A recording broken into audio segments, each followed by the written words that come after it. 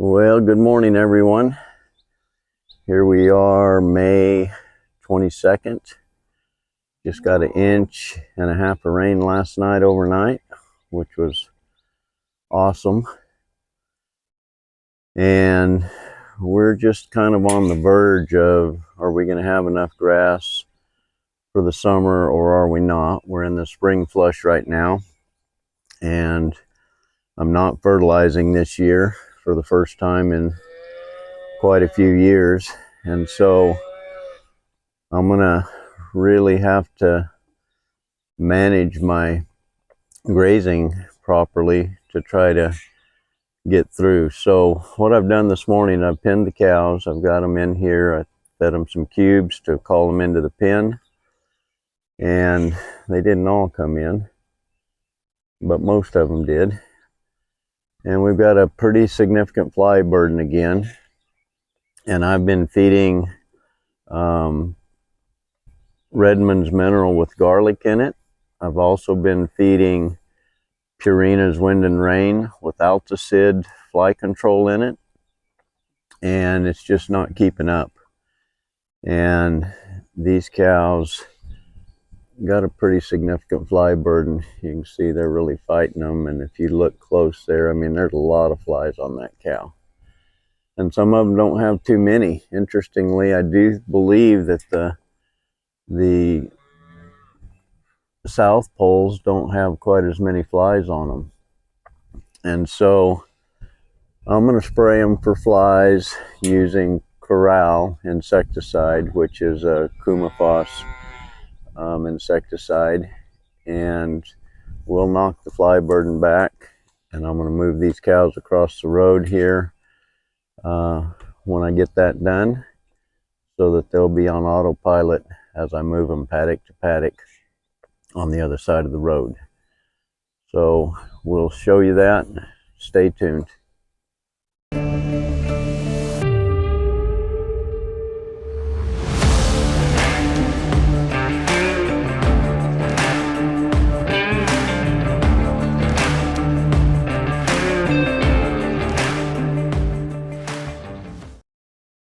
So I bunch these cows up into a smaller pen so that I can get easy access to them with my portable sprayer that I've got attached to my Kubota on the front. And this thing is a 15-gallon sprayer, and I add 20 ounces of the Corral insecticide to 15 gallons of water. And then the idea is that you get these cattle wet, and you want to apply the Corral emulsion to runoff, meaning you get them wet enough that it starts to run down their sides and on their face. So we're trying to get face flies and horn flies. And so in this smaller area, I can hit a cow, and as she's moving, get her where I can get access to her. And then as she moves away, then I'll hit another cow, and just keep working at it as I go through the bunch, and hit one, and then go back to that one a little bit later when I get a good angle on the other side of the cow or on her head. And we just keep working through the bunch till we get them all sprayed. Now, I don't spray the calves. The bigger calves, I'll put a little bit of spray on them. Actually, I'll spray them relatively good if they're 300 pounds or above. But these baby calves, I don't like to hit them. They may get a little on them, but they're not going to get much. And so we'll just take our time. You can see I'm going to work these cows slow and easy, not jousting them around, just slow and easy. And these cows have gotten used to this, and they work well through this system. They don't get shook up. They're not trying to get away from me and hit the fence and those kinds of things. I just take it easy, take them slow, and again, just apply that spray till it's running off of them, and that's the correct amount. So you don't want to overdo it, but you definitely don't want to underdo it, or it won't last very long. And this insecticide will really stop the flies from being on these cows, generally for probably a good week without hardly any flies, and then they'll gradually start to rebuild, and you'll have a fairly significant fly population in about 10 days to 2 weeks. And so I'm trying to use the Purina Rindon Wind and Rain mineral with the Alticid, and the Redmond's mineral with the garlic, as an adjunct to try to help decrease my fly population. The garlic repels the flies naturally from the cows, as a result of, I suspect, the odor that it emits and whatnot. And then the Alticid prevents the fly eggs from hatching in the manure. And so it's a three-pronged approach that I use, and I don't prefer the insecticide by any means. But when I see these cattle absolutely just suffering from the amount of flies that they're getting and the fly bites, and during the day they want to brush up in the trees and stay in the darker areas of the pasture because the fly population seems to be less in that darker environment, but they just are miserable. And so I want to not take away their ability to shed those flies, and I want them to be out in the pasture grazing grass and gaining weight, particularly the calves. And I just want that to be a less of an issue in our climate. So once I'm done, I'm going to turn those cows out. I'm going to let them mother up with their calves, and everybody settle down till this evening, and then we'll go ahead and move them across the road into the new pasture. So I'll show you that here in just a little bit. Here's the Bahia pasture I'm fixing to turn these cattle into, and I want to show you it is right in its prime.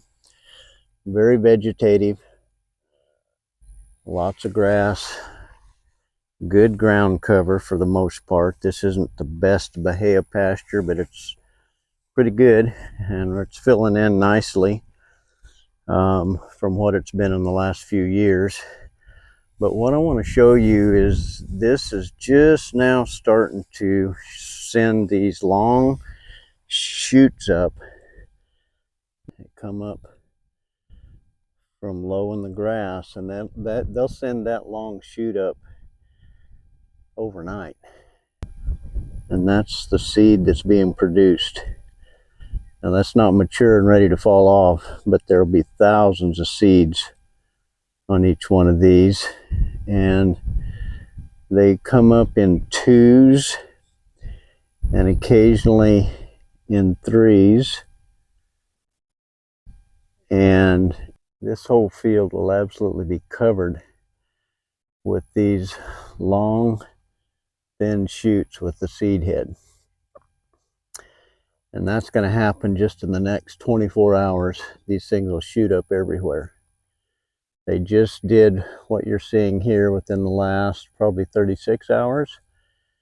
We got 1.5 inches of rain last night, desperately needed to keep the grass going.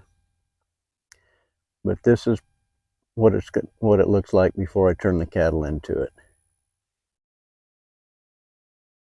And once that stem comes up, if you don't get that grass clipped down, it goes beyond the vegetative stage and gets to the more quiescent stage where it stops growing. And so we're right where we want to be. I want to graze this down. We probably got, I would say, 8 inches of grass here. You can see the old grass down in here, good mat to cover the soil. I mean, it's pretty deep. That mat is couple inches, inch and a half deep here. And so got good soil armor, and as I've said before, I quite happily will take Bahia grass pastures. Does well in this climate. It covers well. We got some bare spots, but again, this pasture was almost solid weeds 2 years ago, and we sprayed it, and the Bahia really bounced back. And then I sprayed it again this year, and we'll talk about spraying in another video and the pros and cons. But this is going to be an absolutely outstanding pasture. Okay, we're getting ready for a move across the county road. So I kind of have to be smart about this a little bit.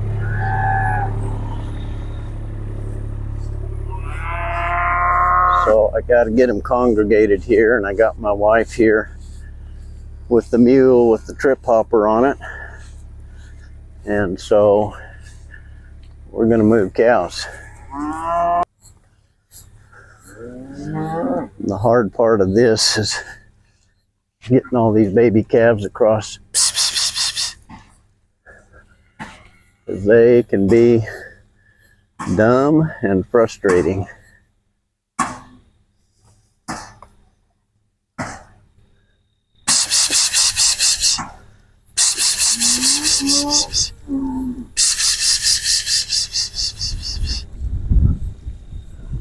So that part went well. So I put up a dummy hot wire over here. So once we get across the county road, I don't want them to disperse into this pasture. So I put up this dummy hot wire right here. Goes to the corner there and then on up. And so it's not hot, so if they challenge it, they could get across it. But they're smart enough to know, having done this enough times, that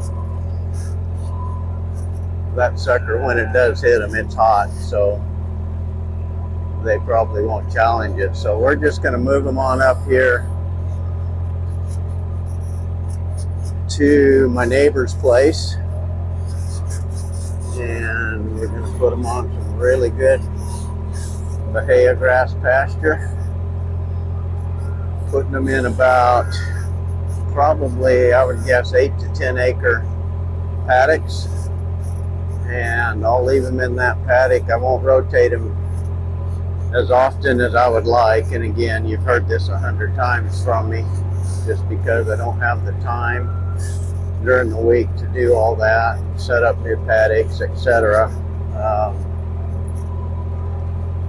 It's just, I've just found it's easier for me to do it that way, so that's what I'm going to do. So it's just a short little jaunt up here. I have to use my existing gates, so I could have brought them down the road and then dumped them into this other pasture.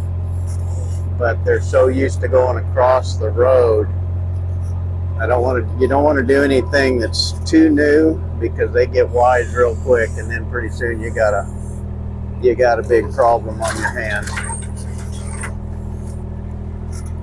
So Mama has done exactly what she needs to do.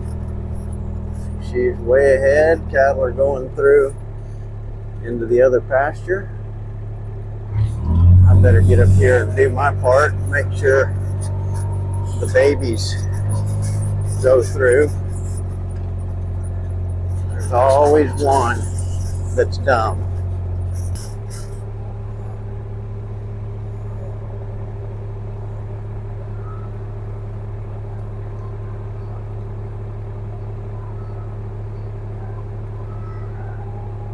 Hopefully he'll figure it out without me crowding him, because if I crowd him, he's going to be super dumb.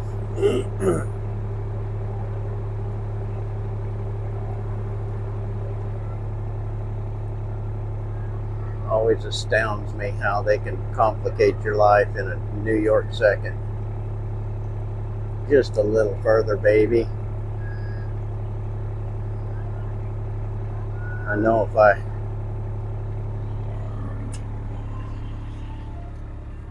crowd him too much, he'll run through that wire. So I'm going to go out here a ways.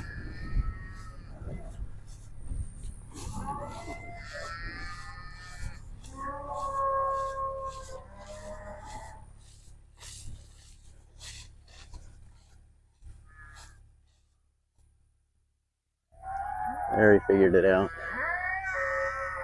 But you gotta take them easy, because they can be so dumb and aggravating. But that was pretty successful, pretty easy, no disasters. And I'll show you where we put them here. You can see these cows are gentle.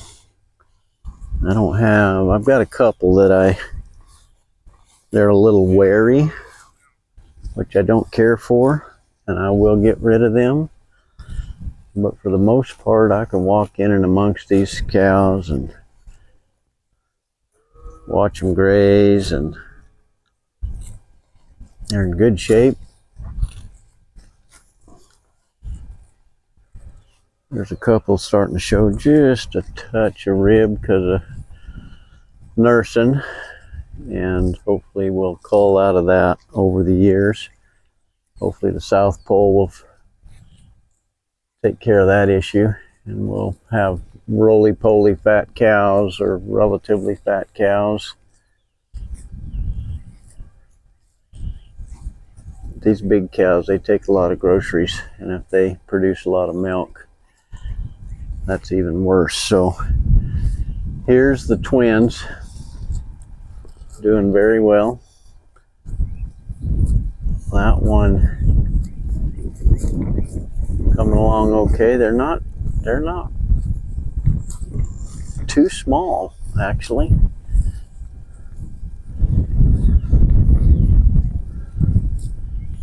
So we got two heifer calves. One of them has black around both eyes, and one of them has black around one eye. The other eye is white. This one that I'm looking at right now, when I was spraying the cows, it got caught in the corral. It was the last to go out, and she, good gosh, was wilder than a deer, trying to figure out how she's going to get out. So that's my morning and to spray them, and then evening to move them. I wanted to make sure they were all paired up, and you don't want to move them when everybody's stirred up and calves are bawling and cows are bawling for calves. And just take your time and work through the process and just use a little cow psychology. I wanted to show you my electric fence setup here. So it starts over there at the county road. The perimeter fence comes down this embankment, and I got these fiberglass posts that I drive in with the fence post driver, and then it comes up this bank here. So that was the only part that is a little bit tricky, not terribly tricky. And then this fence goes, kind of skirts the pond. There's a finger that it goes to, and then I change direction and go to this back fence way back at the brush line. So you can see all the stems from the Bahia grass really starting to come up now. But I wanted to show you my voltage here.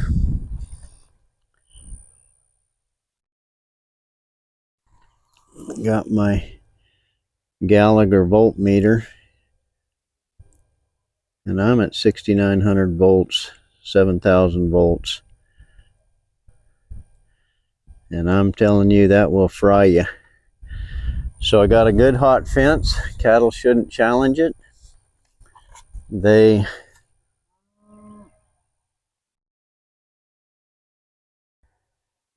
are settling in nicely.